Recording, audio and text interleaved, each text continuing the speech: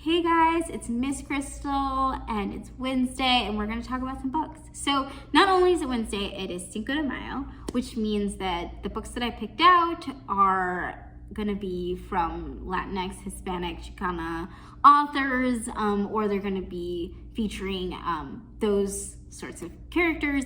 So yeah, just like buckle in, we're about to do this. Each tiny spark. Here we go. So, the first two are going to be for middle grade. The last two are going to be for high school, just so you know. Okay, so back to this. Each tiny spark. This is about this girl, Amelia. Amelia has ADHD, and she has really hard time focusing at school. So if anybody can relate to that, you know. And then also her mom is usually the one that helps her with that, but she's had to leave on a business trip. So it starts off with Amelia feeling really insecure about her neurodiversity and about how she's going to do things without her mother. Her dad is at home, but he has just gotten back from a deployment and he is unfortunately experiencing a lot of symptoms of PTSD.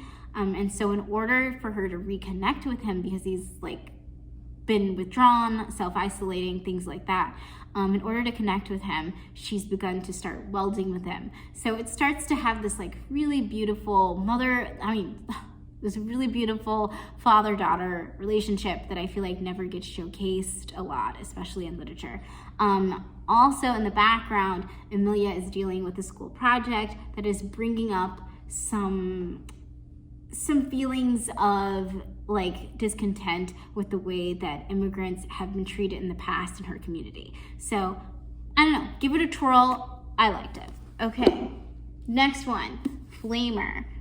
So Flamer is a graphic novel, just so you can see what the pictures look like. They're pretty simple and pretty straightforward. Only incorporated about 3 colors into this. But Flamer it's such a moving story. It's about this kid, Aiden, right here. Aiden is going at this wilderness camp, I guess, an Eagle Scout wilderness camp. And it is the summer before he begins high school. And so he never felt safe at school because he always gets bullied for his weight. So there's one thing that's already working against him. And then on top of that, he is trying to explore his sexuality, I guess, and he can't decipher whether he feels like he's gay, whether straight, ace, whatever. He's just trying to figure it out. He thinks he might be developing a crush on his friend Elias, who's also at the camp with him. Yeah, so it's just about that. It's about finding yourself, and it's about standing up for yourself.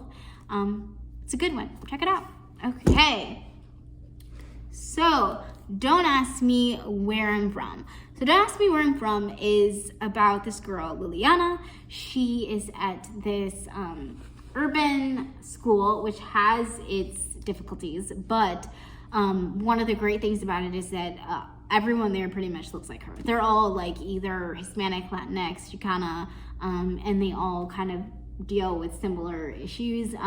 And so that really is a camaraderie in a community. Now she leaves and she transfers to a suburban school that is mostly white.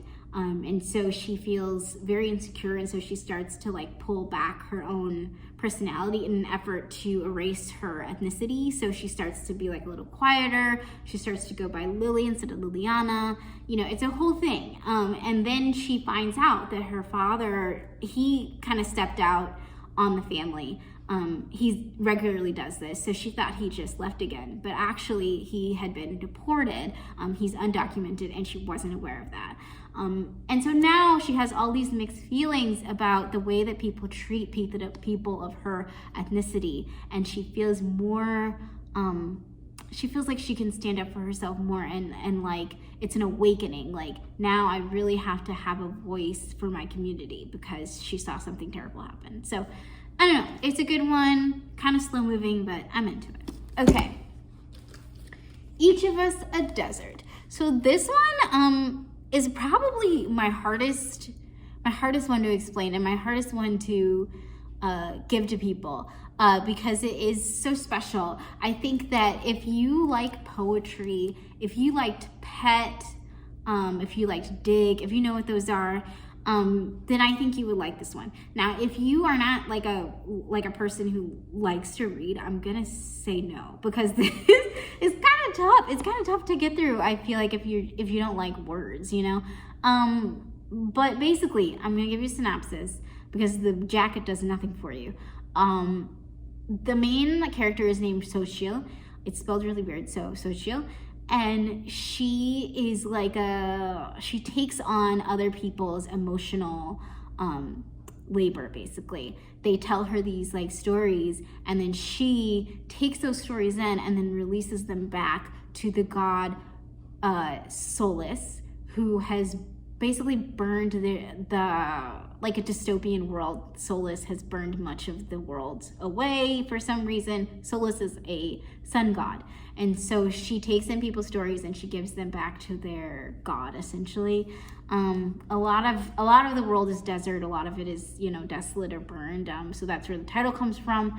And yeah, I mean, it's just about like emotional labor, about like how much can you expect someone to take, about like anyone who's ever felt like they may be an empath, and the implications of that. And it's also like a slow burn lesbian romance. Strange, I know, but yeah, I don't know, go for it. Seriously, like, it's so beautifully written, and yeah, I don't know, go for it.